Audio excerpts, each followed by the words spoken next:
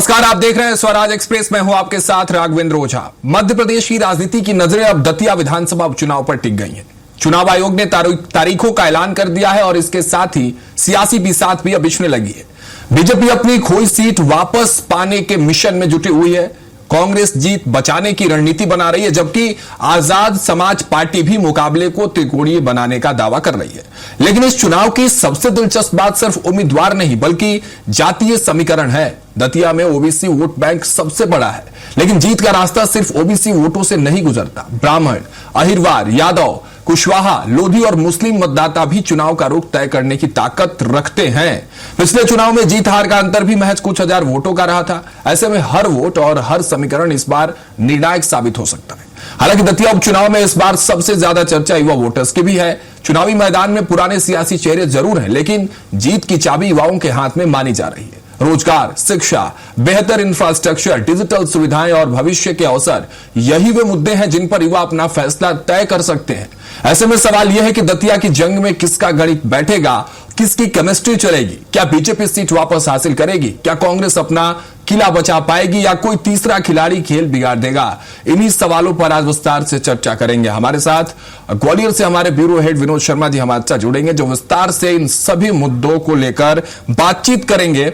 लेकिन ये ग्राफिक्स के जरिए आप समझिए, आपको समझाने की कोशिश करते हैं कि दतिया सीट का आखिर समीकरण क्या है। कुल ओबीसी की अगर बात करें लगभग 95,000 वोटर से है, सामान्य वोटर 60,000 के आसपास हैं। ये दतिया सीट का समीकरण लगभग आपको बता रहे हैं। कुल अनुसूचित जाति की अगर बात करें तो लगभग 58,000 वोटर्स हैं। ब्राह्मण लगभग 33,300 वोटर्स दतिया सीट पर हैं। अहिरवार या जाटों की बात कर ले तो लगभग 33,100 वोटर्स इस सीट पर हैं। यादव लगभग 16,650 वोटर्स। ये वोटर्स की काउंटिंग लगभग हम आपको बता रहे हैं। लोधी अगर समाज की बात करें तो लगभग 14,850 वोटर्स हैं। बघेल या पाल की अगर बात करें तो लगभग 9,900 वोटर्स दतिया सीट पर है। मुस्लिम लगभग 8,300 वोटर्स मुस्लिम वोटर्स हैं दतिया सीट पर। और यही जातिगत समीकरण जो है कहीं ना कहीं सियासी तस्वीर साफ करता हुआ नजर आएगा। युवा वोटर्स, क्योंकि इस बार ये बड़ा फैक्टर होने वाले हैं। 18 से 23 वर्ष की अगर युवाओं की बात कर ले तो 11.79% उनकी संख्या है। 24 से 30 वर्ष की अगर बात कर ले तो 20% उनकी भागीदारी है इस सीट पर। 31 से 40 वर्ष के जो युवा हैं उनकी अनुमानित जो आंकड़े हैं वो 25% के आसपास है। 41 से 50 वर्ष के जो लोग हैं वो 20% के आसपास है दतिया विधानसभा सीट में। 51 से 60 वर्ष के लोग 11% हैं। यानी ये जो ग्राफ आप देख रहे हैं, युवाओं का जो ग्राफ है वो ऊपर दिखाई दे रहा है। 61 से 70 वर्ष के लोगों की अगर बात कर ले तो 6.60%। 71 से 80 वर्ष की अगर बात कर ले तो 3% लोग वहां हैं, 3% वोटर्स हैं। लेकिन ये जो ग्राफ हम आपको इसलिए दिखा रहे हैं, 80 वर्ष से अधिक अगर बात करें तो महज 1% लोग वहां इस सीट पर हैं। जो अन्य राउंडिंग की अगर बात कर ले तो 1.61% के आसपास। यानी 100% में टोटल अगर ग्राफ देखें तो 18 से 23 और फिर इसके ऊपर 24 से 30 वाली जो रेशियो है उसमें सबसे ज्यादा युवा हैं। और यही युवा इस बार उपचुनाव में किसी भी कैंडिडेट का भाग्य जो है वो सुनिश्चित करेंगे। लेकिन विनोद शर्मा जी ग्वालियर ब्यूरो हमारे साथ जुड़ रहे हैं, उनका सीधा रुख करते हैं। और विनोद जी क्या समझा जाए, क्योंकि देखिए चुनावी बयार जो है इस वक्त दतिया में बह रही है। लेकिन अगर इसको समझने की परत दर परत समझने की कोशिश करते हैं, सबसे पहले तो ये समझते हैं आपसे कि चूंकि आप हमेशा ग्राउंड पर रहे हैं, कांग्रेस बीजेपी को नजदीक से आप कवर करते रहे हैं, नेताओं से आपकी लगातार बातचीत होती रहती है, वोटर्स के बीच आप रहते हैं। क्या फैक्टर्स हैं इस बार उपचुनाव में अगर बात कर लें, और क्या समीकरण इस वक्त आप ग्राउंड पर देख पा रहे हैं जो सच साबित हो सकते हैं इस उपचुनाव में? देखिए, दतिया का जो उपचुनाव है बेहद रोचक रहने वाला है, क्योंकि इसमें कांग्रेस भी पूरी दमखम के साथ उतरेगी। आज आपको पता है कि इस समय कांग्रेस के जो दिग्गज नेता हैं, जिसमें पूर्व मुख्यमंत्री दिग्विजय सिंह, पीसीसी अध्यक्ष जीतू पटवारी और गोविंद सिंह, और तमाम जो जनप्रतिनिधि है ग्वालियर चंबल अंचल के इस समय दतिया में मौजूद है। और वो रायशुमारी कर रहे हैं कि किसको प्रत्याशी बनाया जाए, जिसमें अवधेश नायक है, इसके साथ अनुज भारती है जो कि राजद भारती के बेटे हैं, और तमाम ऐसे नाम हैं जिनको लेकर रायशुमारी की जा रही है। बेहद रोचक इसलिए भी माना जा सकता है क्योंकि नरोत्तम मिश्रा ने अपने पूरे कार्यकाल में दतिया में बहुत सारे विकास कार्य कराए और इन विकास कार्यों को लेकर ही वो लोगों के बीच में जाएंगे। हालांकि ये बात अलग है कि 2023 के चुनाव में उन्होंने हार का सामना करना पड़ा, क्योंकि उस समय जिस तरीके से जो सामने आए कि तो उनके जो कार्यकर्ता थे उनसे लोग नाराज थे, बेहद नाराज थे, और ऐसा लगता था कि बहुत सारी चीजें ऐसी है जो नरोत्तम मिश्रा के उस समय पक्ष में नहीं थी। और स्वाभाविक है, वो गृह मंत्री थे, उनके आसपास लोगों का हुजूम रहता था, आम लोगों से उनकी मेल मुलाकात नहीं हो पाती थी, और जिसको लेकर आम लोग उनसे नाराज बने रहते थे। अब चूंकि उपचुनाव है, उपचुनाव में जैसा माना जाता है कि सत्ता पक्ष हमेशा से ही काफी उसमें हावी रहता है, और जिस तरीके से अभी नरोत्तम मिश्रा को, हालांकि आधिकारिक तौर पर भारतीय जनता पार्टी ने अपना कोई प्रत्याशी घोषित नहीं किया है, लेकिन जो लगभग माना जाना है कि नरोत्तम मिश्रा को ही भारतीय जनता पार्टी अपना प्रत्याशी बना सकती है। और इधर अवधेश नायक और अनुज जो भारतीय, उनमें दोनों में से किसी एक को कांग्रेस अपना प्रत्याशी बना सकती है। अहम बात यह है कि इस बार दतिया में दो राजनीतिक दल के बीच में सीधा मुकाबला नहीं है। इस बार दतिया में आजाद समाज पार्टी के जो कि विनोद जी, ये सवाल समझना था मुझे, इस पर आगे बात करेंगे जरूर। एएसपी की बात आप जो कह रहे हैं, तो एक भोजपुरी में कहावत है विनोद जी की, खेलब ना खेले देव खेलवे बिगाड़ देव। इसका हिंदी मतलब मैं समझा दूं दर्शकों को कि ना खेलूंगा, ना खेलने दूंगा, लेकिन खेल को जरूर बिगाड़ दूंगा। तो क्या एएसपी ऐसा कुछ काम करने वाला है? क्या समीकरण वाकई कुछ उलटफेर करेगा, या कांग्रेस और बीजेपी को इसका असर नहीं दिखेगा दतिया में इस बार? देखिए, आजाद समाज पार्टी तो है ही चुनावी मैदान में, और बाकी जैसे आपने कहा कि ना खेला होगा ना खेलने देंगे, खेल बिगाड़ देंगे, तो ये दामोदर यादव लगातार पिछले 1 साल से सक्रिय है, और यादव समाज का एक बड़ा वर्चस्व है दतिया में। 30 से 35 हजार यादव समाज के जो वोटर है वो दतिया में है, तो लगातार यादव समाज के बीच में दामोदर यादव की लोकप्रियता बढ़ती जा रही है। इसके साथ ही रक्षक मोर्चा, जो कि सवर्णों की राजनीति करता रहा है, ग्वालियर चंबल अंचल में आपको पता होगा कि बाबा साहब अम्बेडकर की प्रतिमा हाईकोर्ट में लगाने को दौरान रक्षक मोर्चा का एक जन्म हुआ, और उस समय सवर्णों की आजादी करी, सर बीएन राव की प्रतिमा लगाने की वो मांग करते रहे। तो सवर्ण समाज पार्टी भी जो है, रक्षक मोर्चा, वो भी अपना प्रत्याशी खड़ा कर रही है दतिया में, और उसने दावा किया है कि उनका भी प्रत्याशी खड़ा होगा। तो अगर सामान्य वर्ग का कोई प्रत्याशी खड़ा होता है तो निश्चित तौर पर जो कहीं ना कहीं बीजेपी को इसका नुकसान भुगतना पड़ सकता है, क्योंकि जो सवर्ण समाज पार्टी है, रक्षक मोर्चा, उसका एक इफेक्ट देखने को मिलेगा। हालांकि ज्यादा नहीं है, लेकिन थोड़ा बहुत मिलेगा। अगर हम बात करें दामोदर यादव की, तो दामोदर यादव बहुत सारा चुनाव को प्रभावित कर सकते हैं।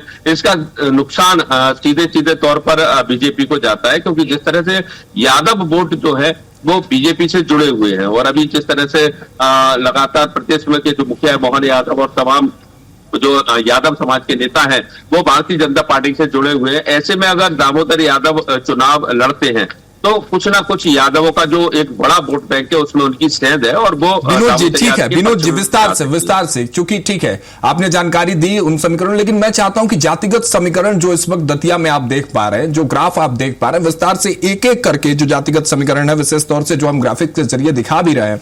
लेकिन सबसे पहले मैं ये समझना चाह रहा हूं, चूंकि सामान्य वर्ग की आप बात करें तो कुल अनुमानित जो वोटर्स है वो 60,000 के आसपास है, तो क्या ऐसा माना जाए कि अगर ये सामान्य वोट बैंक जो है, जो सामान्य जनरल कैटेगरी के जो वोटर्स है, अगर इनका पलड़ा किसी एक पार्टी की तरफ पूरा झुका तो खेल एक तरफा हो जाएगा? बिल्कुल, अगर सामान्य वर्ग का वोट जिधर जाएगा तो खेला उधर ही हो जाएगा, क्योंकि सामान्य वर्ग वोट पूरा बहुत कुछ वहां पर निर्धारित करता है। यादव समाज के वोट और कुशवाहा समाज भी बड़ी संख्या में दतिया में मौजूद है, लेकिन कुशवाहा समाज किस तरफ जाता है ये उस समय देखने की बात होगी। पिछली बार कुशवाहा समाज नाराज था, और ये साफ तौर पर देखने को मिला कि कुशवाहा समाज की जो नाराजगी है वो भारतीय जनता पार्टी को बेहद परेशानी में डाल चुकी थी, और उसी का परिणाम ये रहा कि नरोत्तम मिश्रा चुनाव हार गए थे। अब चूंकि सामान्य वर्ग के वोट को नरोत्तम मिश्रा जो भी कार्यकर्ताओं की, खास करके जो सामान्य वर्ग के लोग हैं, उनकी नाराजगी को दूर करने के लिए पिछले 1 साल 2 साल से चुनावी भले ही मैदान में नहीं थे, लेकिन वो लोगों के बीच में जा रहे थे, और अपनी गलती या किसी तरह से कोई परेशानी है किसी को तो उसके लिए लोगों से चर्चा कर रहे थे। और अभी भी ये देखने को मिल रहा है, क्योंकि सामान्य वर्ग का वोट बहुत कुछ निर्धारित करेगा। अगर ये मन बना लिया कि नहीं भाई हमें कांग्रेस की तरफ जाना है, तो कांग्रेस को निश्चित तौर पर यहाँ विजय मिल सकती है। लेकिन अगर ऐसा होता नहीं है, बहुत कम होता है कि सामान्य वर्ग का जो वोट है वो अधिकतर भारतीय जनता पार्टी के खाते में जाता है, और ये अक्सर हमने देखा है। रही उपचुनाव की बात, तो देखिए ग्वालियर चंबल अंचल में मैंने 2 उपचुनाव बड़े बड़े देखे। पहला उपचुनाव देखा था जब सत्यदेव कटारे थे, जो कि नेता प्रतिपक्ष थे, और उनका निधन हो गया था, तो हेमंत कटारे जो कि राजनीतिक बिल्कुल नहीं थे लेकिन चुनावी मैदान में आए, सिंपैथी वोट मिला और उसके बाद वो जीते और अरविंद भदौरिया जो कि बीजेपी के सत्तावर नेता थे उनको हराया।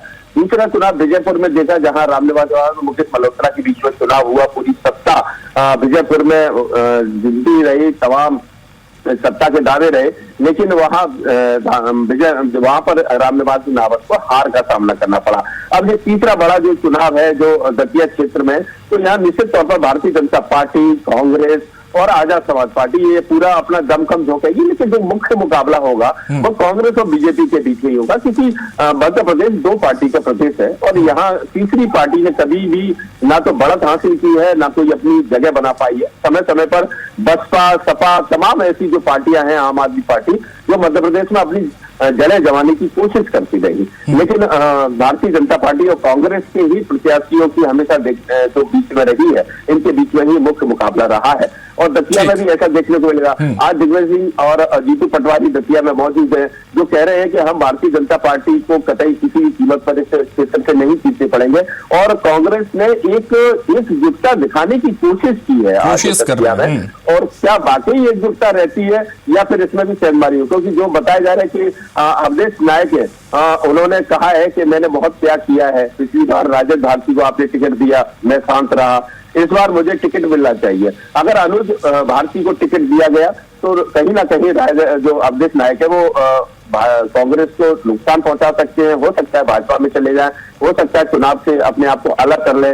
तो ये भी एक समीकरण देखने को मिल रहा है कि अगर ऐसा कुछ होता है तो उसका सीधा सीधा जो फायदा है वो भाजपा को मिल सकता है। विनोद जी, ठीक है, पार्टियों के अपने समीकरण है, पार्टियों के अपने समीकरण है, उस समीकरण पर वो अपने प्रत्याशी उतारेंगे। और अंतरकलह की बात आप जो कह रहे हैं कांग्रेस के भीतर, वो डैमेज कंट्रोल कांग्रेस कैसे करती है दतिया में देखने वाली बात होगी। लेकिन एक सबसे महत्वपूर्ण फैक्टर इस वक्त, चाहे चुनाव कोई भी हो, केंद्र का चुनाव हो, उपचुनाव हो, विधानसभा चुनाव हो या पंच सरपंच का चुनाव हो, एक बड़ा फैक्टर बड़ी तेजी से सामने नजर आता है। अगर हम ग्राफ्स को देखें इनक्रेडिबल तरीके से, तो युवा फैक्टर्स, युवा वोटर्स जो है दतिया में भी, अगर मैं आपको 18 से 40 वर्ष के अगर वोटर्स की बात करूं तो 18 से 23 वर्ष के 11.79 यानी कि 12% के आसपास वोटर्स हैं, 24 से 30 वर्ष में 20% और 31 से 40 वर्ष में 25%, यानी कुल 60-65% जो वोटर्स हैं वो मुझे लगता है कि दतिया में युवा हैं। अगर 40 वर्ष तक की अगर बात कर लें, युवाओं के लिए मुद्दा क्या है, क्योंकि समीकरण के इतर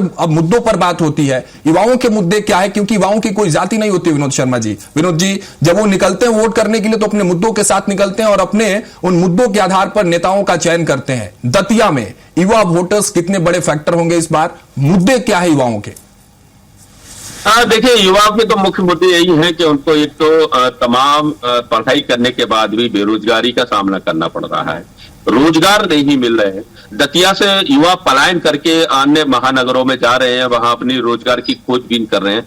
दतिया में ऐसा कोई औद्योगिक क्षेत्र नहीं है, दतिया में ऐसी कोई व्यवस्था नहीं है जिससे युवाओं को दतिया में रोका जा सके और उनको रोजगार दिया जा सके, युवाओं का साफ तौर पर रोजगार उपलब्ध हो सके। और कहीं ना कहीं वो सरकार से इस बात की नाराजगी है, चाहे वो केंद्र सरकार हो या प्रदेश सरकार हो, तो जितने रोजगार सृजन होने चाहिए, जो उनसे वादे किए गए थे दोनों सरकारों के द्वारा, वो रोजगार सृजन नहीं हो पाए। उनको उच्च शिक्षा के लिए बाहर जाना पड़ता है, ऐसे इंस्टीट्यूट भी दतिया में नहीं है। तो बहुत सारे ऐसे युवाओं के जो मुद्दे हैं, खास करके बेरोजगारी का मुद्दा खास तौर पर इसमें छाया रहेगा, क्योंकि युवाओं का ये मानना है कि राजनीति अपनी जगह है, उनको पढ़ाई करने के बाद रोजगार की आवश्यकता रहती है ताकि वो अपना भविष्य सुधार सके, अपने घर का भविष्य सुधार सके। और इसके लिए अगर वो महानगरों में जाते हैं, दूर जाते हैं, तो उनको रोजगार वहां करना पड़ता है, अपने घर परिवार सबको छोड़ना पड़ता है, रोटी के लिए माटी छोड़नी पड़ती है।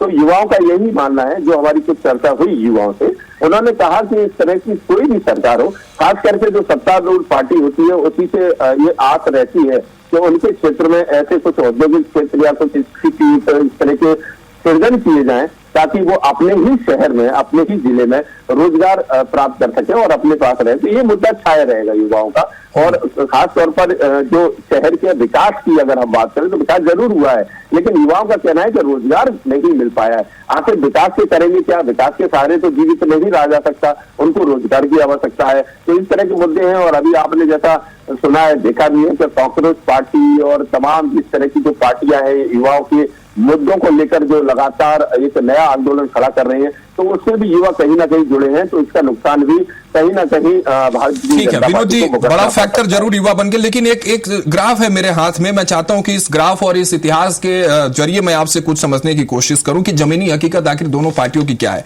1952 पहला विधानसभा चुनाव दतिया में निर्दलीय प्रत्याशी श्याम सुंदर श्याम वहां जीतते हैं। उसके बाद जब देखते हैं 57, 62, 67, 72 का चुनाव जो है वो कांग्रेस के पाले में रहा। 77 में जरूर जनता पार्टी के गठन के बाद वहां विधायक बनते हैं जनता पार्टी से। फिर 80, 85, 90, 80 और 85 में कांग्रेस, फिर 90 में जरूर भाजपा आती है। फिर उसके बाद से कांग्रेस का दबदबा जो दिखता है, 98 में एक बार समाजवादी पार्टी भी नजर आती है वहां। फिर 2003 में कांग्रेस दिखती है। 8 से 18 तक नरोत्तम मिश्रा जरूर दिखते हैं। फिर 23 में बदलाव होता है, यानी 9 बार कांग्रेस वहां दिखी है, 5 बार कहीं ना कहीं भारतीय जनता पार्टी के विधायक दिखते हैं। एक निर्दलीय जो श्याम सुंदर श्याम थे वो भी जनता पार्टी से जुड़े थे, बाद में भारतीय जनता पार्टी के तौर पे 90 में वो फिर जीतते हैं। लेकिन मैं ये समझना चाह रहा हूं कि ये कांग्रेस का गढ़ है, अगर समझे तो कांग्रेस का ये किला है। जमीनी हकीकत में तैयारियां क्या है दोनों पार्टियों को? एक तरफ चुनौती है कांग्रेस के लिए कि उस सीट को बचाना, दूसरी तरफ नरोत्तम मिश्रा को कमबैक करना है। तो जमीनी हकीकत में तैयारियां किस तरह से आप देख पा रहे हैं? बिल्कुल, देखिए कांग्रेस में हकीकत ये है, चाहे वो डबरा सीट हो या फिर दतिया, और दोनों जो विधानसभा हैं उनमें मात्र 15-20 किलोमीटर का अंतर है और एक ही जैसी वहां पर सभ्यता है, कल्चर है, कार्यकर्ता है। डबरा सीट भी कांग्रेस सीट रही है। आपने देखा होगा कि इमरती देवी लगातार कांग्रेस से जीतती रही, जब वो कांग्रेस छोड़कर भाजपा में चली गई तो फिर वो हार गई थी। ऐसा ही दतिया में रहा कि लगातार कांग्रेस चुनाव लड़ती रही, वो जीतती रही। लेकिन नरोत्तम मिश्रा जब से आए तब से उन्होंने अपनी पार्टी को मजबूती थी, भारतीय जनता पार्टी के खाते में वहां से सीट निकाल के दी। लेकिन जो चुनाव हुआ था 2023 में, उसमें कहीं ना कहीं जो कार्यकर्ताओं का व्यवहार था, जो वहां पर लोगों को लगता था कि कुछ परिवर्तन होना चाहिए। अभी भी कुछ लोग कह रहे हैं कि बहुत सारा तानाशाही की स्थिति वहां पर बनी रही, लोगों की सुनवाई नहीं होती थी, थानों में उनकी बात नहीं मानी जाती थी। तो इसका खामियाजा नरोत्तम मिश्रा को भुगतना पड़ा उस इलाके से। अब क्योंकि दोनों ही पार्टी के अलग अलग मुद्दे हैं, ये नरोत्तम मिश्रा का लगातार ये कहना है कि उन्होंने दतिया को, और इसमें कोई दो राय नहीं है कि वाकई दतिया को एक राष्ट्रीय पटल पर लाए हैं। वहां माई पीताम्बरा का एक बहुत बड़ा सिद्ध सीट है, जहां पर न सिर्फ देश भर के तमाम महान हस्ती वहां पहुंचते हैं माता के दर्शन करने के लिए, आम लोग ही पहुंचते हैं, लेकिन देश विदेश के बाहर से भी लोग वहां पर दर्शन करने के लिए आते हैं। तो पहले बड़ा परेशानी का सामना लोगों को करना पड़ता था। वहां पर सड़कें ठीक करी गई और वहां पर रुकने के लिए तमाम व्यवस्थाएं की गई, एयरपोर्ट जैसी तमाम चीजें, मेडिकल कॉलेज। तो विकास तो हुआ है, लेकिन विकास के साथ साथ जो लोगों की तमाम अपेक्षाएं थी उन पर सरकार खड़ी नहीं उतरी। कांग्रेस का ये कहना है कि भाई विकास तो अपनी जगह ठीक है, लेकिन जो जंगल राज बना हुआ था मुद्दा वही कांग्रेस के पास है। अभी जिस तरीके से राजद भारती को जो अयोग्य घोषित हुए और उसके बाद आनंद फानंद में विधानसभा में रात के 12 बजे जाकर उनकी जो विधायिका घोषित की गई, तो इसको लेकर भी लोग कहीं ना कहीं नाराजगी लोगों में है कि जिस प्रत्याशी को उन्होंने जीत कर भेजा, कम से कम 5 साल तो उसको रहने देते, इतनी आखिर जल्दबाजी क्या थी, चुनाव की क्या जल्दबाजी है? तो यही सवाल कांग्रेस उठा रही है, आम लोग भी उठा रहे हैं। तो लेकिन विनोद जी, क्या राजेंद्र भारती का बाहर होना कांग्रेस पार्टी से, उनको अमान्य जिस तरह से घोषित हुए, क्या ये बड़ा नुकसान होगा? क्या ये भी अपने आप में एक बड़ी चुनौती होंगे? और भारतीय जनता पार्टी की तरफ से अगर नरोत्तम मिश्रा को आगे फ्रंट पे किया जाता है तो क्या ये सबसे बड़ा प्लस पॉइंट होगा? क्योंकि पहले विधायक थे, वो 3 बार लगातार थे वहां। राजेंद्र भारती ने जरूर पिछले विधानसभा चुनाव में 7000 समथिंग वोट से उनको जरूर हराया, लेकिन राजेंद्र भारती का कांग्रेस खेमे से बाहर होना और दूसरा नरोत्तम मिश्रा को फ्रंट पे लाना भारतीय जनता पार्टी अगर लेके आती है, तो क्या उधर माइनस पॉइंट हो सकता है और इधर plus point Bharatiya Janata party के लिए हो सकता है उस समीकरण के साथ? देखिए, जैसा मैंने आपको बताया कि राजद भारती अपने बेटे अनुज भारती के लिए टिकट मांगे, लेकिन अगर उनको टिकट नहीं दिया जाता तो जो अवधेश है, तो भले ही अवधेश को या अन्य किसी व्यक्ति को टिकट दिया जाए, राजद भारती के मन में जो चीज है कि उनको जिस तरीके से आगे कार्यकाल के दौरान उनको इस तरीके से विधायक के पद से हटाया गया और जो उनके मन में चीज है, टिकट भले ही किसी को मिले, लेकिन राजद भारती भी पूरी दमखम लगा देंगे, ऐसी जानकारी हमारे पास है। वो भी ये चाहते हैं कि उनके साथ जो घटनाक्रम हुआ है उसका बदला वो लेंगे और वो भी कहीं ना कहीं नरोत्तम मिश्रा को डैमेज करेंगे। प्रत्याशी कोई भी हो, वो अपनी पूरी शक्ति, पूरी दमखम लगा देंगे। और राजद भारती एक पुराने नेता है, जो दतिया के, उनका एक बड़ा अपने आप में वर्चस्व है, लोगों के बीच में पकड़ है, लोगों के बीच में वो जाते हैं। यही कारण है कि उन्होंने गृह मंत्री को उस समय हराया था। तो ये कोई छोटी बात नहीं है। दतिया जैसा छोटा जिला जहां पर गृह मंत्री लगातार कई बार वहां से विधायक और मंत्री रहे, उसके बाद राजद भारती ने पूरी दमखम लगाकर उनको हराया। तो इस बार भी टिकट किसी को भी मिले, पार्टी किसी को भी अपने प्रत्याशी बनाए, लेकिन राजद भारती कांग्रेस के साथ रहेंगे ऐसा उन्होंने दावा वादा भी किया है। और आज भी वो इस बात को कह रहे हैं कि वो लगातार कांग्रेस के सिपाही हैं और सिपाही बनकर इस हिंदू को पूरी तरीके से जीतेंगे। अहम बात यह है कि कांग्रेस में अभी बिखराव जो दिखाई देता था, आज एकजुटता दिखाई दे रही है। आज एक मंच पर सभी लोग मौजूद है और वो संकल्प लेकर आज दतिया से जाएंगे कि दतिया में सीट जो कांग्रेस की थी वो कांग्रेस के पास बनी रहे। लेकिन उपचुनावों में बेहद मुश्किल होता है जो विपक्ष की पार्टी होती है उसको चुनाव जीतना, क्योंकि पूरा कह सकते हैं चाहे वो सरकारी मशीनरी हो, सरकारी जो तंत्र हो, वो उपचुनाव में पूरी तरह से शक्ति झोंक लेता है। और एक ही जगह जब चुनाव होता है तो तमाम जो वादे किए जाते हैं, तमाम विकास के वादे किए जाते हैं, मन लोभावने वादे किए जाते हैं। राजद भारती में तो यहाँ तक कहा कि उनके क्षेत्र में। ठीक है विनोद जी, बिल्कुल जो आप बात कर रहे हैं वही बात है। 2023 विधानसभा चुनाव और फिर उपचुनाव के जो समीकरण होते हैं, जो बयार देखने को इस वक्त मिल रहे दतिया में, और दोनों में कहीं ना कहीं अलग रंग, सियासी रंग जरूर देखने को मिल रहा है। आपका बहुत बहुत शुक्रिया हमारे साथ जुड़ने के लिए। विस्तार से आपने जिस तरह से चर्चा की और जानकारियां साझा की कि आखिर इस सीट के समीकरण क्या है, कौन कौन से रंग है, उन सबसे हमें और दर्शकों तक भी ये बात पहुंची कि आखिर दतिया में कौन से समीकरण, कौन से वो फैक्टर्स हैं जो उपचुनाव को प्रभावित करने वाले हैं। तो दतिया का उपचुनाव सिर्फ एक विधानसभा सीट का चुनाव नहीं है, बल्कि प्रदेश की सियासत का बड़ा शक्ति परीक्षण भी बनने जा रहा है। एक तरफ बीजेपी अपनी खोई हुई सीट वापस हासिल करने की कोशिश में है, तो दूसरी ओर कांग्रेस अपनी जीत बचाने की चुनौती से जूझ रही है। वही तीसरे मोर्चे की मौजूदगी भी मुकाबले को दिलचस्प बना रही है। अब नजर उम्मीदवारों के ऐलान, चुनावी रणनीति और जनता के मूड पर निर्भर है, क्योंकि दतिया की जनता इस बार किसे अपना जनादेश देती है, इसका फैसला 30 जुलाई को ईवीएम में कैद होगा और 3 अगस्त को नतीजों के साथ सामने आएगा। फिलहाल के लिए मेरे साथ इतना ही। बाकी खबरों के लिए आप देखते रहिए स्वराज एक्सप्रेस। नमस्कार।